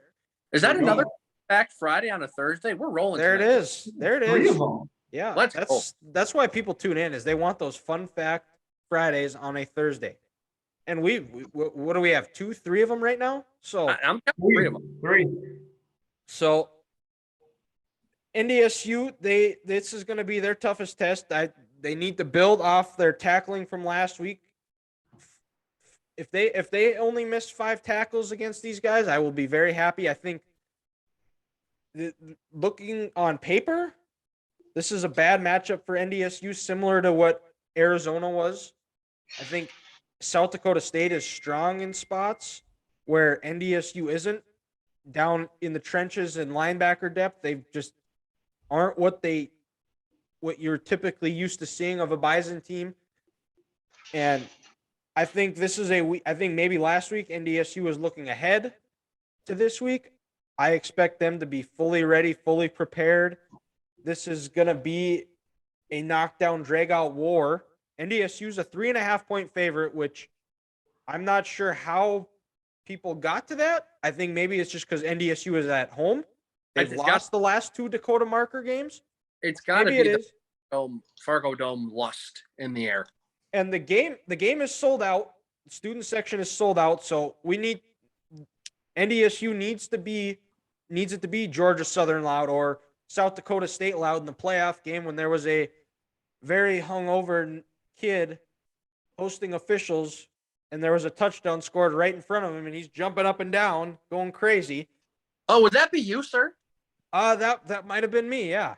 Okay, because I've seen the video. It looks a lot like you, but I can't confirm. It was.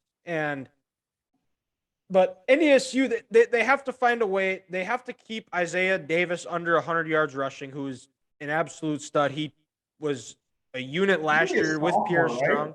I think Yeah, he was a true freshman last year. Yeah. Or no, he was I think this is his 3rd year because I think he was a freshman in 2020 in that COVID year because he played in the spring season. He'd be with COVID year. Okay. Yeah, and now there's reports that Tucker Kraft, the tight end that's going to be a high draft pick from the Jacks, is going to be playing this game. It's kind of the rumblings I've seen on Twitter. Has he been out since the Iowa game? Yep. Okay. And there was I can't remember there was some college football blog, NFL Draft Eye or something that tweeted out that they heard he's either going to be back this week against NDSU or next week against UND. But Cam Miller has not played well in the first 2 games. He's actually 0-2 against the Jacks. And I think that's going to be the difference. I think whoever, Gronowski or Cam Miller, whoever plays better is going to win this game.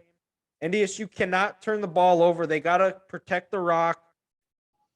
And I think we're going to need receivers to step up. Zach Mathis, who we've talked about, looks like he could be the guy. We need him to have another big game, another 8-catch game if possible. Braylon Henderson needs to do something. These receivers need to step up and they're going to be asked to do stuff they haven't done yet. And that's make plays when it comes to a 3rd and 8 and when they need a first down, they need to move the sticks. They need to be the guys that get open because they haven't done it yet this year. Hunter Lipke is going to have a game. I think Tamarick Williams is going to have a game. And defensively, they need to find a way to get pressure on Gronowski, force him into some bad throws, make him turn the ball over. I think that whoever, and like I said, the quarterback who plays better, who commits the fewer turnovers, is going to win this game. And I think this is going to be this is just going to be another chapter in this storied rivalry between these two teams. I'm not going to act like I know a ton about either team, but South Dakota State's looking good. My dad was out the game last week versus South Dakota, and he said that defense is absolutely flying around. This is like the that. best defense they've had in the FCS era since they've gone to Division I. Yeah, it's like stupid good. So I mean, they look like NDSU in there. They look like NDSU in their early stages of the dynasty. Yeah. Like the wide receivers are going to have to step up for NDSU. Like you're not just going to be able to ground and pound it every time with Lufke averaging 10 yards a carry. Like you're going to have some chunk plays from your receivers if you're going to win this game. This is also a game we could possibly see Cole Payton see. They haven't done a whole lot with both Cam Miller and Cole Payton on the field. Maybe this is a game for them to do that. I know in previous years, this is where South Dakota State, because South Dakota State treats this as their national championship, is winning this game. NDSU, they look at it as more, this is a faceless opponent. They're the next team in our way. And we've seen South Dakota State after this game where they see a little bit of a hangover, where they've lost games because they've put in so much into beating NDSU, where they end up taking a step back and regressing, where it's cost them. Where last year they could have been playing in the national title, they lost to Montana State. But this is, and I think if NDSU loses this game, they're going to have a tough time getting home field throughout the playoffs. And then, so far, how, besides that Iowa game, how has South Dakota State's quarterback been progressing, Dylan, this year since the injury in that spring season in 2020? Has he looked a little more comfortable? Has he looked better? Yeah, he does. He hasn't ran the ball a whole lot, which isn't surprising because in previous years, like when Taron Christian was the quarterback for South Dakota State, that was kind of when they unleashed his legs. So I would expect him to run a little bit more, make some plays some play with his legs. Stat-wise, I think he's decent. Yeah, it's not great. I think if you ask Jack fans, they're a little bit disappointed in the way their offense has been playing as of late. But he's 91, 154, 1,100 yards, 10 touchdowns, 3 interceptions. So solid year. He's completing almost 60%, if that's what my math is. Whatever 91 by 154 is. Yeah, about 60%. Yeah. Yeah, 59%. Cam Miller's 67 and 97, 800 yards, 6 touchdowns, 1 interception. So he hasn't turned the ball over much. And I think this last week against Indiana State, that was his best game of the year so far. Hopefully, if he's able to build off that, I like NDSU's chances. And we'll just move over to the NFL. And the Vikings play the Dolphins at 11 a.m. on CBS. Vikings are 3-point favorites.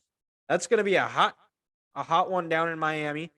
Skylar Thompson, it was announced today that he's going to be playing the starting quarterback for the Dolphins. And the Vikings, I think, handle that heat. Hopefully, they can build off that run game. Hopefully, they can get Dalvin more involved, Alexander Madison more involved. and as far as the pass game goes, just keep doing what they're doing. I think defensively for the Vikings, they got to find a way to shut down that running attack because I don't expect them to throw the ball a whole lot. I think if they do, it's going to be short passing. It's going to be screens, slants, catching ball, putting Tyreek in the backfield, getting him on a swing pass type plays. I think if they're able to limit that, I like the Vikings' chance to move to 5-1. Yeah, I'm with you. I think you're going to probably have at least one massive play by either Jefferson or Thielen. Miami does like the most zero blitzes in the entire league. You have to think that Kirk and one of the receivers are going to get a big play. Heck, it could even be Osborne. He's been known to have like that big play out of the slot. And honestly, when you get those zero blitzes, the slot's one of the first positions you look at, or one of the first reads you look at to get the ball out. But I think they're going to be just fine. I would hate it if Skylar Thompson beat us right now. That would just be such a peak Vikings thing. But hopefully the tides are starting to turn a little bit. I saw Tyreek Hill was a full participant today, but he's focused on the ground game. Shut those guys down. Tyreek was in a walking boot. They're hopeful for him on Sunday, but the Dolphins don't know yet. Yeah, but I actually think KJ Osborne is more of a deep threat now than Adam Thielen is. Yeah, absolutely. He is 100%. And I think Thielen's your 3rd and 6. You need 6 yards. He's going to get you 6. I think he's turned into more of that possession receiver who can still get open. He doesn't have that burst he had from 4 or 5 years ago, but still a very good receiver and someone who has come on as of late. And also, Miami's not good against the run. So, I mean, that's only going to help you too. I think they're like 25th versus the run. So, I mean, it's a good chance for Dalvin to get going again. And, guys, I was going to say that this is a game where, Dalvin builds off what he did last week in this offensive line, keeps getting more cohesion, and they're feeling confident with each other. Because if there's one weakness on this Miami team, it's this front seven. Christian Wilkins, he's a hell of a dancer. And he looks cool after winning national titles at Clemson, but the dude gets moved, up front. And then Jalen Phillips, their first round pick from 2 years ago, still doesn't play the run that well. Their linebackers are not good. So this is a game, you get Dalvin going, you build off that play action, and then who knows, maybe off one of those shots, you can get Jefferson streaking across the middle of the field. And Dylan, you mentioned it's going to be hot on Sunday in Miami. Well, if I'm the Vikings this week, I finally bring the pressure and attack Skylar Thompson. It's his first start. Make him feel uncomfortable. Make sure that ball has to get out quick. Kind of like what the Dolphins did last year when they played the Saints and Ian Book had to start because of, injury to Jameis Winston and Taysom Hill having COVID. Just make him get the ball out. Make him know what the blitz protections are, which make him get to those hot routes. No communication with these receivers. Make this Dolphins offense miserable because it's going to be the pressure's coming, and he doesn't know the proper communications and who to get the ball to and not to. Yeah, and I might play a little bit of devil's advocate here with you, Grant, because I think a big part of the Dolphins' success in the passing game is those short passes. I think maybe you almost want to put more guys in coverage and make him go through progressions because if you're blitzing guys, you're getting the ball quick out either way. If you drop back and make him go into progressions and get him happy feet, get him out of the pocket, try to chase him down, I think that might even be another game plan the Vikings might want to go. Yeah, and that could be kind of that chess piece that the Dolphins and Mike McDaniel, they play this week. They might be thinking they could be playing chess to the Vikings playing chess. The Vikings have been playing a lot of that shell defense this year. They might think, oh, this is the week to change it up. And the Dolphins, they see that too. So that's kind of the nice chess part about the NFL is let's see how McDaniel reacts to having his third stringer and starting compared to Teddy with that. But then also I think you have to implement what Belichick does on Tyreek Hill this week. You put Dantzler on him, you put Peterson, I don't care who it is. If it's Metellus playing safety or if it's Harrison Smith, you have someone following him wherever he goes. he never gets a clean break, and you don't let him catch it in space because he can take a shallow cross that should meant to get 7 yards, 75 real quick. Yeah. And it'll be a good game, and Vikings want to go into the bye week on a high note. So tune in at 11 Mountain Time, 12 Central, or whatever time zone you're listening on. It'll be a fun one, and we'll go down to the game of the week, I would say. 2:25 on CBS. Chiefs, Bills. Game is at Arrowhead.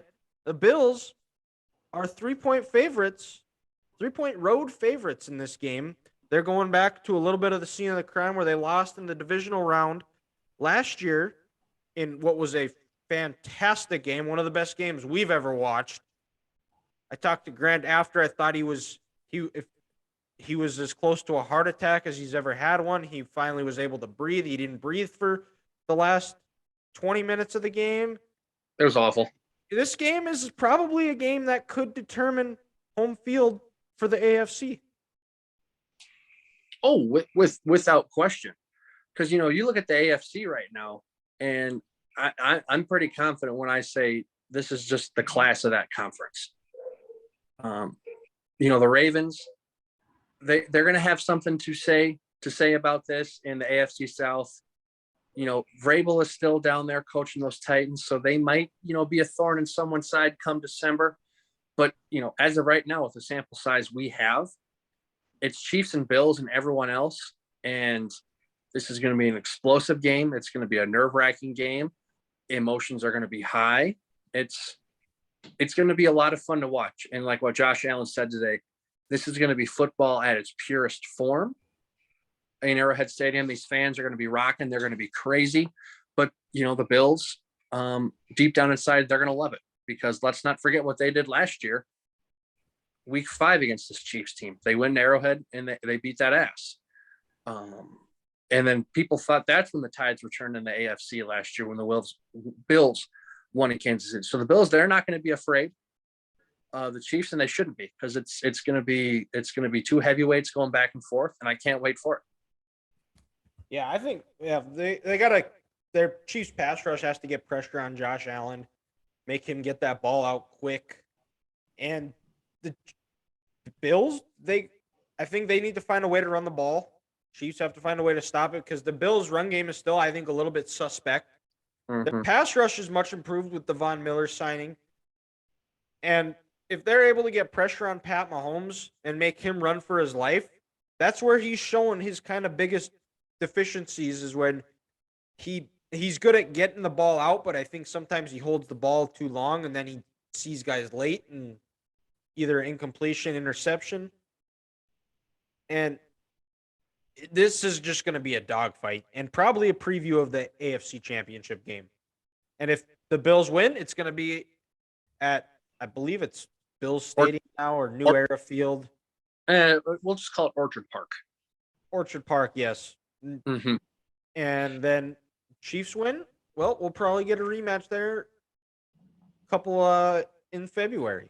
Well, and one thing I'm interested for is week 1, Trent McDuffie, first round corner for the Chiefs, he left that Arizona game with a hamstring, and he didn't play these last 4 games. There's a chance he could be back. And that's big because, during training camp, it sounded like he was the best corner out there for the Chiefs, that they've had. And it's nice, since he went out, Jalen Watson was able to go get some time, as a 7th round rookie and show some promise. But with Gabriel Davis, Stephon Diggs, I know Isaiah McKenzie might not play, and their 3rd receiver, and with Josh Allen throwing Dawson Knox, you need as many healthy guys in the secondary as you can get. Because, the Chiefs defense this year, they've given up some long passes. And you know what? I'll be the first to admit that there was some great coverage, but just some better throws that Herbert had in week 2 to Mike Williams, and the 2 that Derek Carr put on Devontae last week.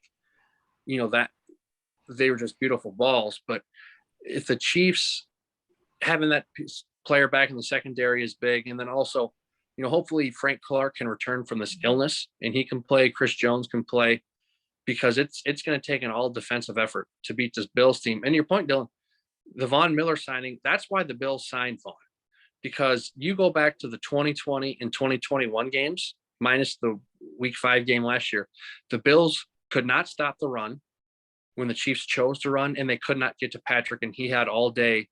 And Leslie likes to sit back and play that zone, and Travis just eats them up. Travis Kelce just absolutely has dominated the Bills over these last couple of years.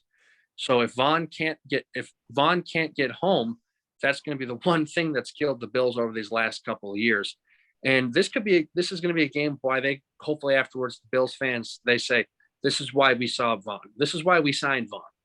You know, they're probably hoping he can come out, have 2 sacks, maybe force a fumble, be in Patrick's face all day, get a couple holding penalties on Orlando Brown, excuse me, and then really put the NFL world on notice. Like, hey, we didn't forget last year. Instead of having to come here for the playoffs, let these clowns come out to New York and let's play. Yeah, it'll be a fun game. I'm sure Romo Nance will be on the call. And we'll go over to the Sunday night game, Cowboys-Eagles. Cowboys travel up to Philly. Where the Eagles are a 5-point favorite. That game, like I said, is Sunday night on NBC at 6:20 Mountain. Sounds like Cooper Rush is still taking the first team reps. Dak is still working through that thumb injury. It's going to be the toughest test for both teams. And I think this is the game where Rush really needs to step up, make plays with his arm when he has to. I think this is where they're going to really depend on him, because I think it's going to be tough to run on that Eagles defense.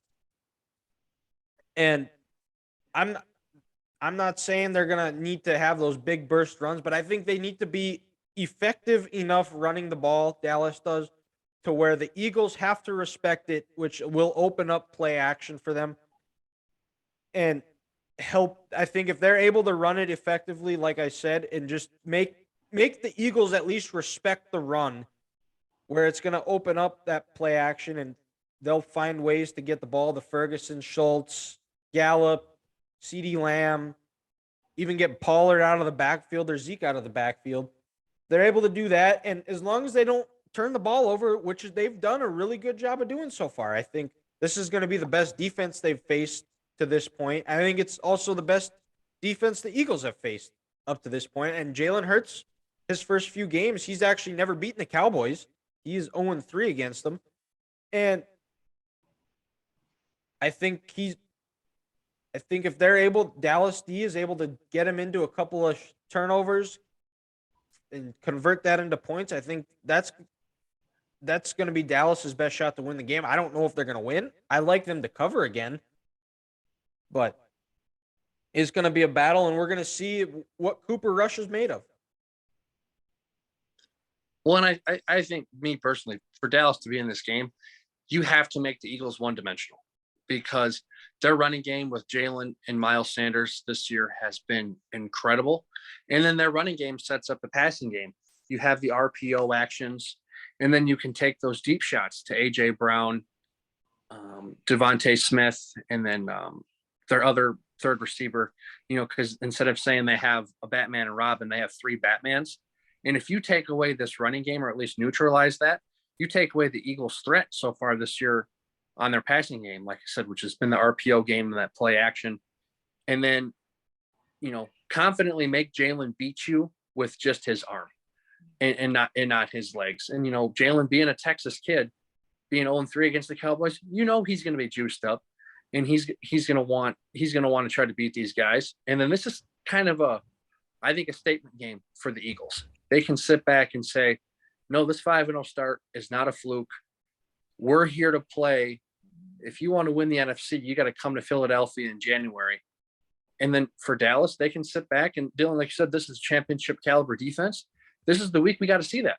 And if Dallas goes out, and even if they don't win, but they keep it close and this defense can cause a turnover or 2, there's nothing wrong with being 4-2 in this league with your backup being 4-1. That's only going to give you confidence throughout the whole year. And then Dallas can mess around and say, hey, come December, we're going to be in this thing, and we're going to give you a run for your money. And then you win championships with defense. So as long as, Dallas, you don't want to use moral victories, but they can use this as a stepping stool and say, we can go toe to toe with these big boys, and people aren't going to push us around. Well, and the one thing about this Cowboys team is it's not like AT&T Stadium is this huge home field advantage. They haven't played well Mm-hmm. in that stadium. See last year in the wild card round against the Niners, 2016 against the Packers. Yep. List goes on and on and on. I don't have to get into it. But the difference between this Cowboys team and the teams of the past is they didn't have this defense. Correct. And the defense travels. Defense and a running game travels. And as talented as that defense is, just get into the dance and let's find out. So that's all we got. Let's move over to Curveball of the Week, which is me. So, guys, I was thinking about this because, well, Michigan and NDSU this week were playing at about the same time. I had both games on, and neither of them were playing well, so I was getting a little mad. And I thought of this is when you have something that comes up that stresses you out, puts you in a bad mood. What is something that you do that you don't normally do that helps you kind of relieve stress and puts you in a better mood? That's a little bit little uncommon compared to things like something that you don't normally do, like working out, golfing. That's not something that is a acceptable answer here. That's not an option. Yes. So That's a hard one. Oh, well, and since like I had a little bit of a tease here is that I was frustrated, and then our varsity game we lost on Friday, a little bit still mad at that game, and Michigan wasn't playing well, NDSU wasn't playing well, and my house needed a little bit of a cleaning, so I decided I just start cleaning, I think. clean the house. Okay. Yeah, I cleaned my bathroom, I cleaned the tub, cleaned the sink, cleaned the kitchen, I scrubbed the floors. It was like, man, I need to get mad more often because it's just not something I do. You know, I try to maintain things, but I don't do like a full-on scrubbing, which is something that I probably should do more often, more than once every, and I hope my mom's not listening to this, once every like 3 months.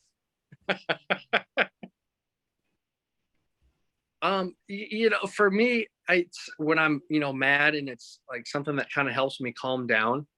You guys aren't going to be surprised about this here because you know it's coming, but I just got to sit back and I got to just eat a bunch of food, get a good meal in me. There it is. I'm not going to lie because no matter what kind of mood you're in, anything that always makes me feel better is just a good plate of food. What type of food we talking here? What are you chowing down on, Grant? Because I know you are a little bit of a bird when it comes to what you eat. What is your go-to, Grant? What is the stress food that you binge on? Well, so honestly, most of the time I'm getting in the car and I'm going to Chipotle.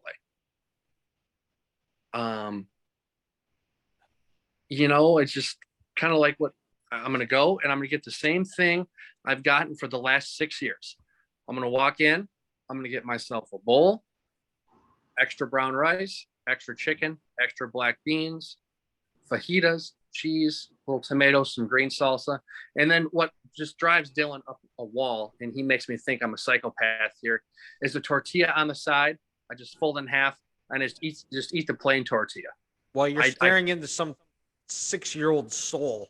Well, they're just innocently getting a nice little kid's burrito, and you're just over here just munching on a tortilla just for the sake of it.